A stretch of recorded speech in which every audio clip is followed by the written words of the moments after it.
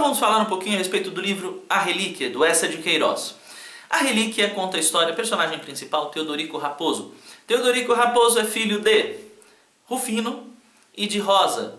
Rosa é filha de um cara importante na história, apesar de que ele não participa da história, mas ele é o cara rico da história, né? Comendador G. Godinho. O Comendador G. Godinho tem duas filhas, a Rosa, mãe do Teodorico, e a dona, né, ele é pai da Patrocínia também. Enfim, Teodorico nasce dentro desse relacionamento, Rufino e Rosa, mas Rosa morre logo em seguida por complicações aí na sua saúde no dia seguinte, pós-nascimento do Teodorico. E logo de cara, Teodorico nasce e se torna órfão de mãe. Vive os seus primeiros 7 anos de vida, seu Rufino, pai dele, também vem a falecer. Nesses 7 anos, o Comendador G. Godinho também falece. A única pessoa mais próxima da família dele é a Patrocínia. Patrocínia vive em Lisboa, numa casa ali, é uma beata ligada à Igreja Católica, vive para servir a Igreja e a seguir os dogmas da Igreja Católica. Ele vai morar com ela e logo identifica que ela é uma pessoa bastante assim, fria, não é muito afeita às relações, não é muito carinhosa no relacionamento, então mais aceita cuidar dele, começa a cuidar dele, ensinando-o a viver dentro da religião. E Patrocínia, mais conhecida como Titi na história, a Titi o ensina a seguir os dogmas da igreja e coloca um medo terrível nele desde pequenininho, dizendo a ele que ele nunca deve se relacionar com mulher nenhuma, porque ela acredita que o relacionamento sexual, o relacionamento conjugal é um grande pecado, desvirtua o homem e tal. Então todo homem que vai atrás de saia vai ter complicações na vida. E desde pequeno o Teodorico sabe que ela até o expulsaria de casa se soubesse que ele está se relacionando com alguma menina, com alguma moça, enfim. Tá? Os instintos na história acabam falando mais alto. Bom, ele vai mandado para um internato. Nesse internato ele estuda e conhece o Crispim. Presta atenção, porque Crispim é uma pessoa que vai aparecer depois, e Crispim o idolatra, o ama, enche ele de beijinhos, né? E ele acaba se sentindo até meio estranho em relação a isso. Tudo bem, presta atenção, Crispim vai voltar no final da história. Depois ele volta a viver mais um tempo com a Titi, e quando ele chega numa certa idade, Titi investe para que ele vá a Coimbra e faça aí o curso de Direito. Lá ele acaba se desvirtuando, se envolve com várias mulheres, enfim, se torna um cara boêmio, mulherengo. É claro que sem Titi nem fazer ideia disso, porque ele sabe que ele teria um grande problema se Titi soubesse que ele se envolve com mulheres, que ele é um mulherengo, que ele se deixou levar por esses instintos. Ok? Se forma com honras e tal, volta a viver com Titi. E aí nesse que ele volta a viver com Titi, ele não sabe bem o que fazer da vida, não sabe se vai seguir carreira, profissão, como é que ele faz.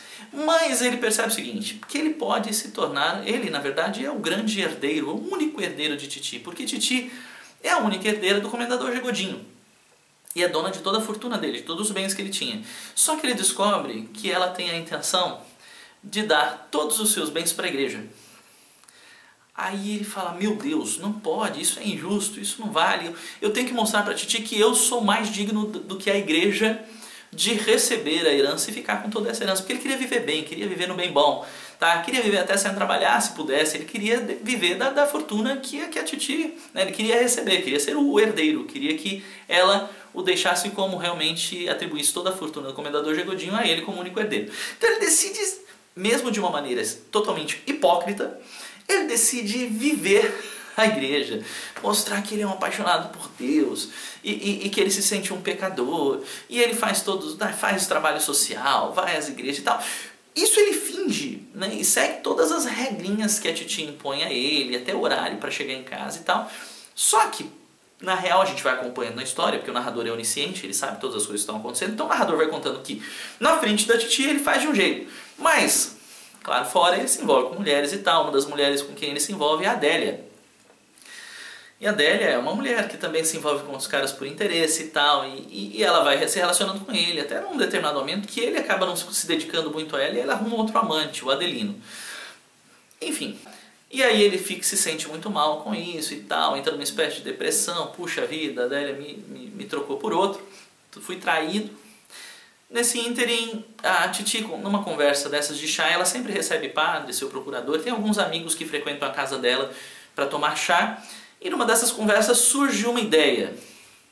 Poxa, por que você não manda, Titi, o Teodorico para fazer uma peregrinação lá por onde Jesus viveu, lá nas terras da Palestina, né, passando pela Via Dolorosa, lá por onde, né, lá em Jerusalém, enfim, onde Cristo sofreu, padeceu, foi crucificado, foi julgado. Poxa, bom, nesse período o Rufino vem sonhando, o Teodorico vem sonhando muito com a cidade de Paris. Ele fica assim, porque a cidade de Paris é vista como uma cidade evoluída e em vários aspectos libertina, e ele fica sonhando em, quem sabe, em convencer a Titi a enviá-lo para lá, a bancar a viagem para lá, para ele poder se envolver com as mulheres de lá, enfim.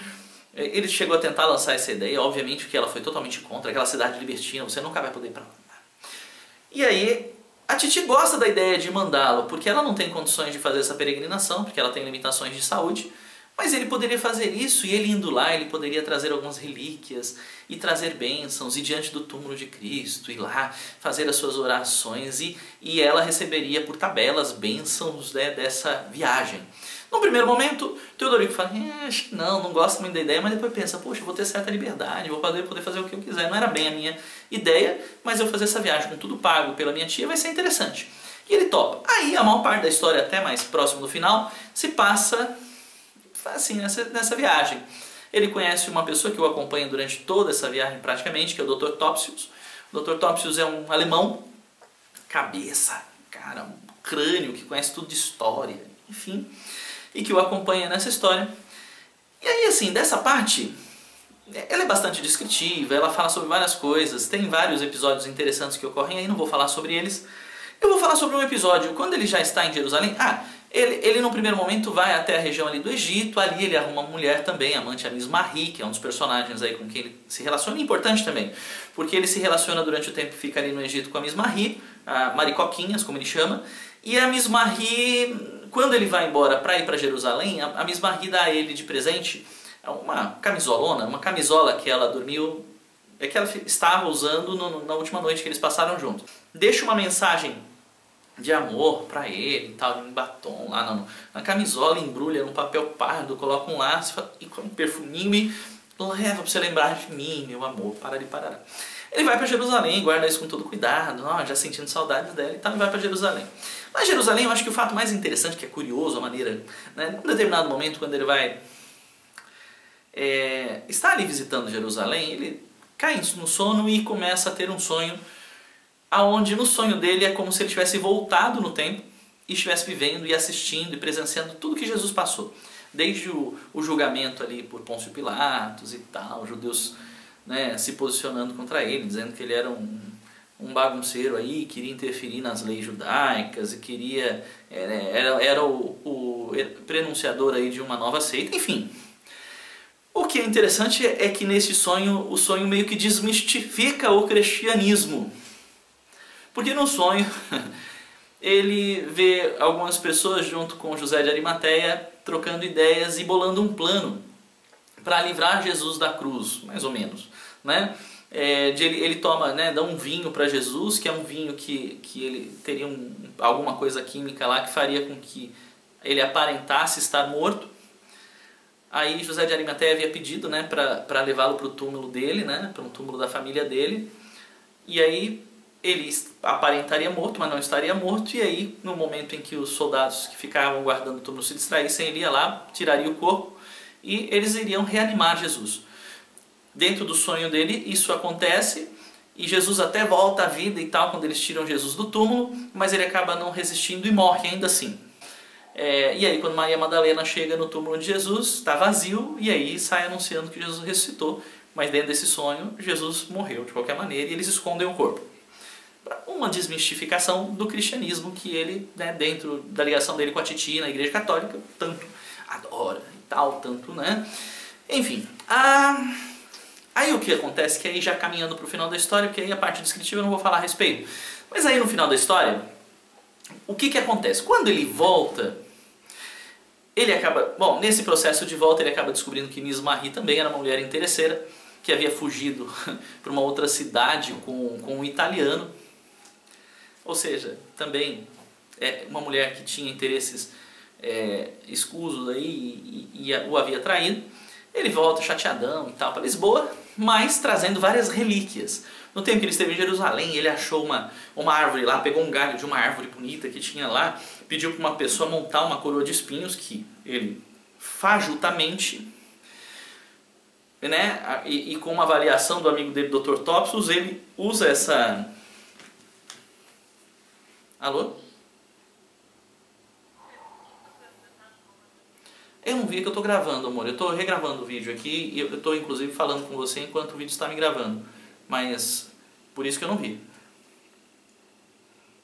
Eu tirei o som, né, para não aparecer na gravação.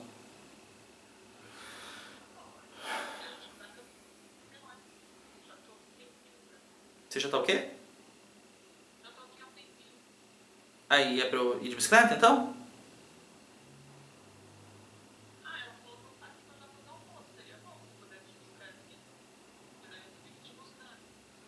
Tá, daqui a pouco eu te ligo pra ver. Tá, deixa eu terminar aqui, eu vejo. Aí, a hora que estiver... Tá bom.